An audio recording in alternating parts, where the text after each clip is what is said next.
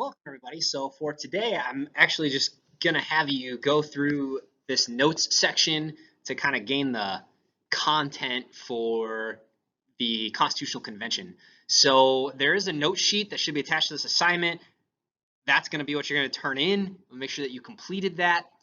There's not going to be that summary question. That summary question you don't have to do. We'll do that the next time. But the other big thing is make sure that you save that document somewhere where you know where you're going to find it. Okay, so if that's a U.S. history folder or somewhere else, I can give it to you if you turn it in. I can return it to you, but it's better to just save a copy before you turn it in. So we're talking about the Constitutional Convention, summer of 1787, to form the brand new U.S. government, which actually wasn't the first one. This is like take two for the U.S. government. So we're actually first we're going to start off and talk about the first government of the United States, which was called the Articles of Confederation. There's no notes that you have to take on this generally, but it's good to know a couple of what am I trying to say? Weaknesses that they try to correct or improvements that they're trying to make from the Articles of Confederation. So here's kind of the general overview of how the Articles of Confederation was set up. Again, we're talking about the time period, right after 1783. So the Treaty of Paris gives the United States its independence, or the colonies its independence, and they become the United States. And they move on with their new type of government, which is called the Articles of Confederation. You might have heard of Confederation before, Confederacy before, because that's what the South called themselves during the Civil War, was the Confederate States of America. And it was kind of, though I haven't seen evidence, this could very well maybe, but I haven't seen evidence directly tying their thought process back to the Articles of Confederation, but it's the same type of idea where you have a confederation, which is like a friendship or an alliance of states. So the states have a lot of power as opposed to the federal government. So the 13 colonies became the 13 states. The Articles of Confederation was the new government, and the way they defined it was it's like the Justice League. It's a firm league of friendship amongst the states. So not a cohesive, connected government, but something that was like a friendship, a loose alliance almost of the states, or what you would call a confederation.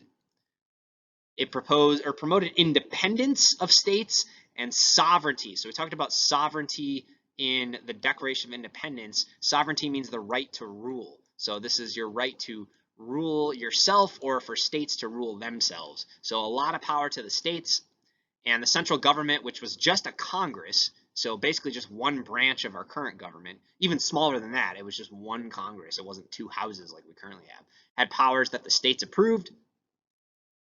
And it was very similar to the way that the current European Union is set up today. So each country is kind of its own sovereign nation, but also they come together and they try to make decisions that benefit the entirety as like a loose friendship, except for Great Britain.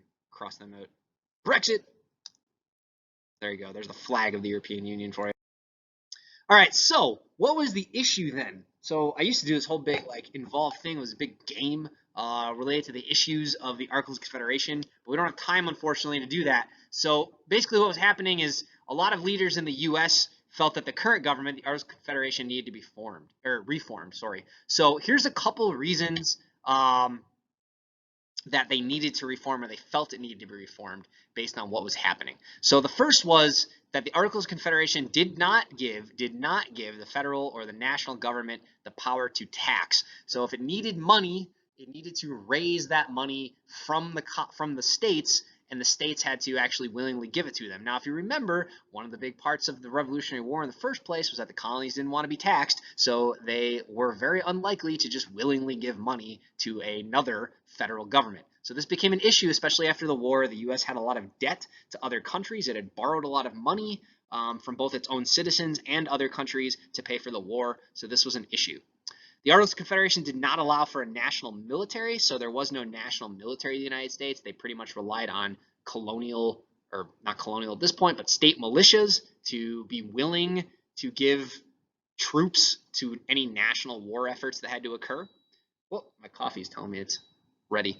States had a ton of freedom to do what they wanted, so they could establish different currencies, they could make treaties with other nations, they also could sue or fight other states. So there's this big, I think it was New York and Massachusetts. Don't quote me on this. I think it was New York. I'll look this up afterwards. But New York and Massachusetts had this giant like oyster war between each other. So you had like states. It wasn't like a full-on war, but they had this armed conflict between one another that was occurring. All major decisions required a supermajority, so 9 of the 13 states had to agree for all really big decisions, the things that actually move things, like going to war, raising money, like canceling debts, things like that. It was extremely difficult to change the Articles of Confederation. All the states had to agree in order to change it, and there was no executive branch or executive power to enforce the laws. So the Congress could make the laws, but there was no like actual vested executive or execute. Executive has the word kind of execute in it, so to carry out authority. So those are a variety of things. You don't need to memorize all of them, but knowing a couple of these examples is going to be helpful. And all of these came up historically as issues that the government tried to deal with, and some of them successfully, and some of them they had a lot of problems with. So in 1787, they meet to try to, again, reform Articles of Confederation. We'll talk about how that kind of went astray. Yeah, okay, so sorry, I forgot that this was here. So in 1786, the Annapolis Convention was held to discuss problems with the Articles of Confederation. Only 5 states participated, so they said we need something bigger where there's more input. So eventually they sent 12 states, but not Rhode Island. They were like, no. They chose some delegates to send to the convention. So here's just some information about the delegates that went to the convention. All white, all male, reasonably young. The average age was 42, which was actually getting pretty up there in colonial times, but not like a senior citizen by any means. They were educated. Over half had graduated from college, which was actually an amazing statistic in 1787, that over 50% of these people that were involved had actually graduated from college. Not a common thing in the early United States. They were almost all wealthy landowners. They had a lot of political experience already, whether it be through the war or in their own colonial or state governments. And here's some famous names for you. So you had George Washington, who was the war hero on the Iron Throne, elected president of the convention. He was the future first president.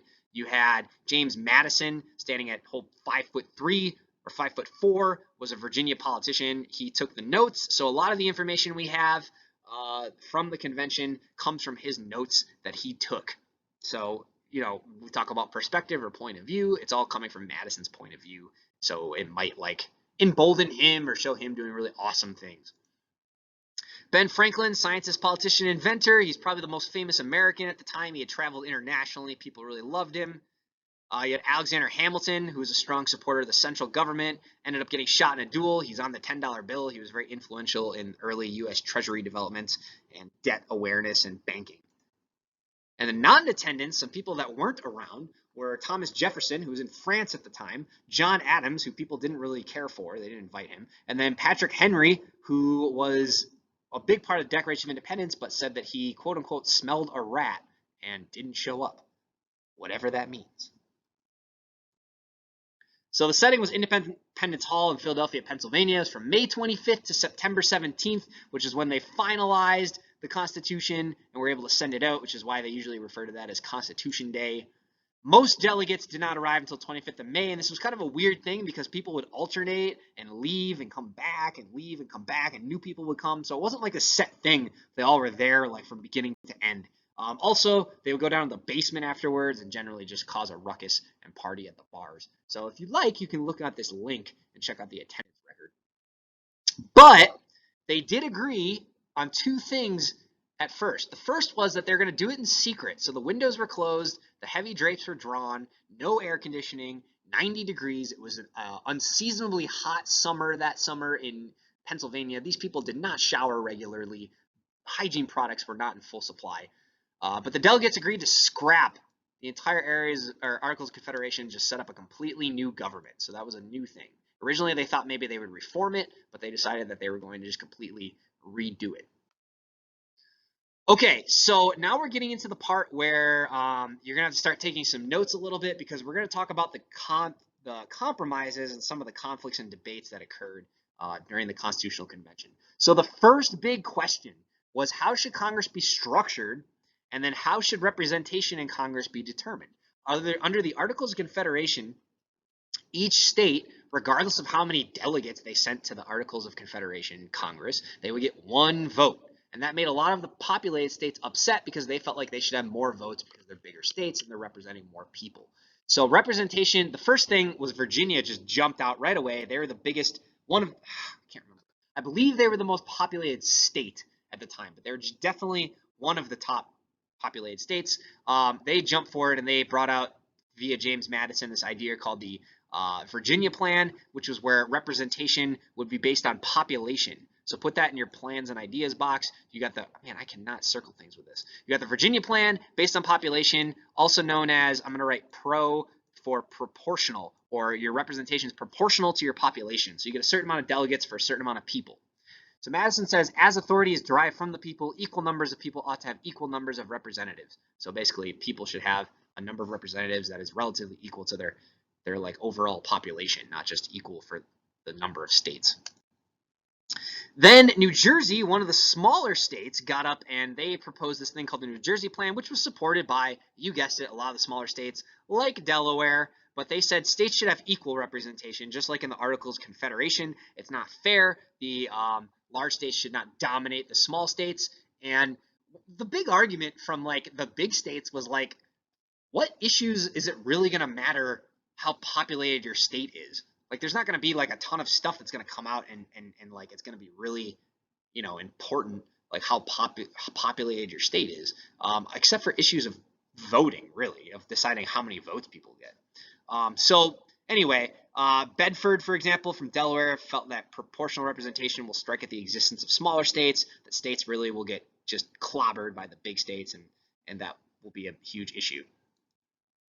And then one of the crazy plans, which you don't need to write down, but I just find it interesting, is one thing they wanted to try doing maybe was eliminate the current state boundaries, create 13 new states, each with equal populations, and then adjust state borders over time so that all the states relatively stayed equal, which has been super interesting over time. You could have added some of California and Idaho by now. I'm sure you Idahoans have been super excited about that.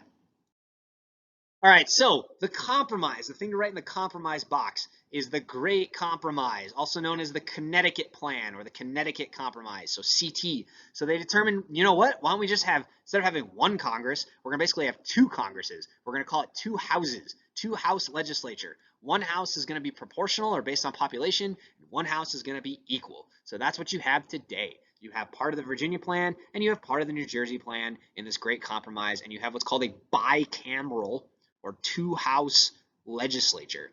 So you have a Senate right now where they get 2 senators from each state, and then you have a House of Representatives, which currently has 435 members, and it is proportional to the population of each state. So that is how they compromise that, and that's how you have the Constitution that you currently have, or sorry, the Congress that you currently have today. You might want to pause me if you need to and go back and write some of the stuff down, or go back in the video if you need it explained again, if I'm moving too fast, but we'll go on to the second one. So the second big question was, all right, we need an executive. We need somebody that can carry out laws. So how are we going to structure that? And what is that executive power going to look like? Because we don't want a king. We don't want a monarch, or at least most people said that. Some people did. So how are we going to set that up? So here's some ideas. The first thing people said was maybe we should elect a president and they should serve for their entire life until they die, and then we'll elect a new one. Another thing they said was, and that I thought was kind of interesting, was let's divide it amongst several men. So we'll have like 2 or 3 co-presidents. They'll each have different jobs, and we'll have an executive branch by committee, basically that way. The third thing they said is let's do like what we call a parliamentary system, like Britain has currently, where the executive branch is basically appointed by the National Congress. So in the UK, United Kingdom, for example, and a lot of European countries, the Parliament will appoint a prime minister who comes from the Parliament that will then be the executive for all intents and purposes. Some of them have constitutional monarchies like Britain, but the monarchy doesn't really do any executing anymore. But that was one idea. Let's just have the Congress appoint the president. And then you had the idea, this crazy idea that a national leader should be elected by the people for a fixed term. There's another idea for that. So you had these competing ideas about what would be best for the national executive. And the resolution was you would have the election of the president by, quote unquote, by the people, but they did compromise a little bit. So here are the big compromises. So the president would be the president's power would be concentrated in one person. So they would have one president, not a committee.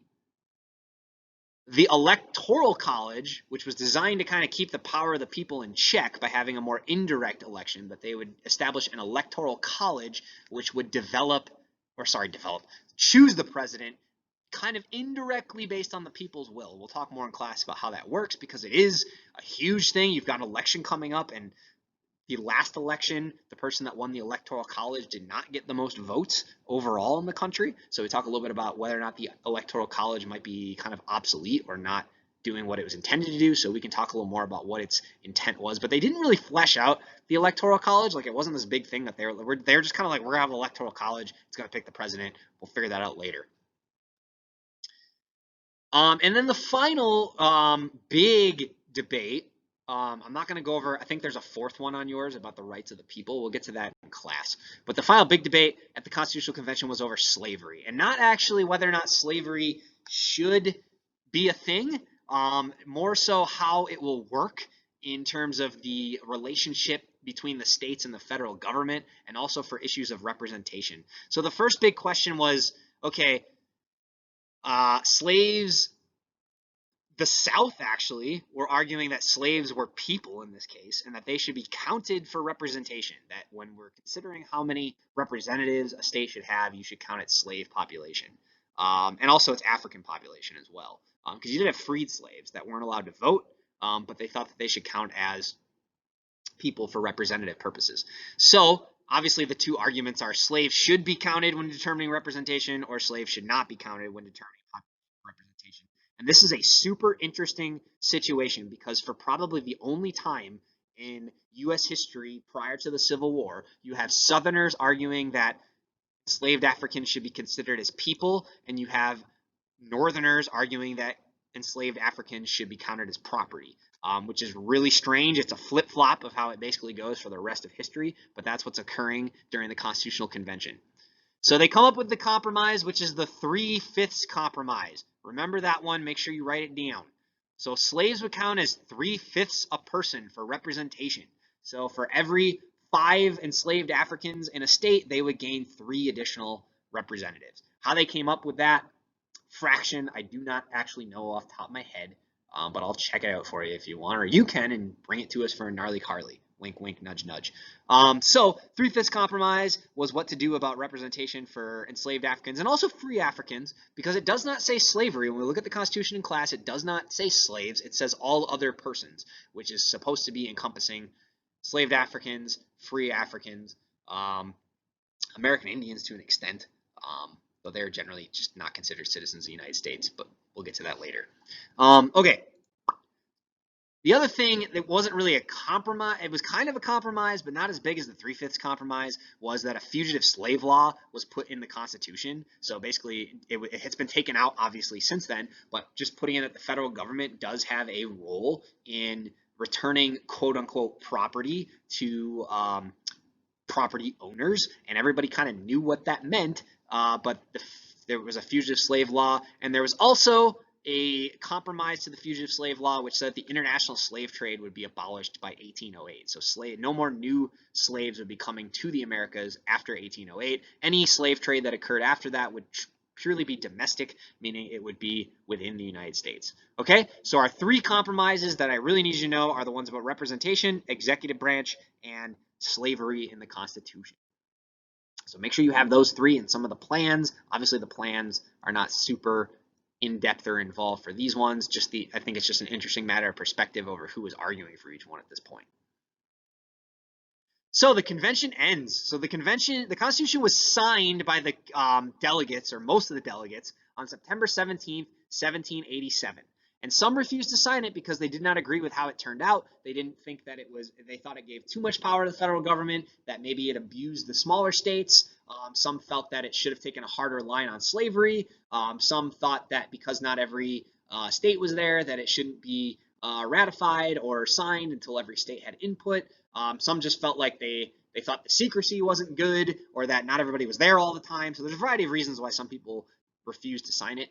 But 39 of the 55 delegates did sign the document, and that was good enough to pitch it to the states. So the ratification process kind of went like this. In late September, the Articles of Confederation Congress debated the Constitution. So basically you have an old government adopting a new government and kind of debating about abolishing a government and instituting a new one. So this is an interesting situation. So they debated censuring participants in the convention for exceeding authority, but they dropped that. They also directed state legislatures to hold ratification conventions. So this is where they're going to eventually determine if the Constitution is going to pass. So they agreed that 9 states had to ratify the Constitution. It's the same amount as when any big deal has to get passed under the Articles of Confederation. So conventions were held in states. The newspapers were arguing each way. It took 10 months. So almost a year goes by where they're still operating under this Articles of Confederation Congress. But eventually 9 states ratify. The first one was Delaware, which is why if you ever get a Delaware quarter, I remember I was in 5th grade, they started replacing all the quarters with the states on the back. And Delaware was the first one that you got. And it says the first state because it was technically the first state to ratify the Constitution and become part of the United States on their Constitution. And then the last one we're going to talk about is some states had to be promised a Bill of Rights. So that's the last big compromise, which we will talk about in class. So you won't have that part of your notes yet, but they wanted a Bill of Rights to be added before they would ratify the Constitution.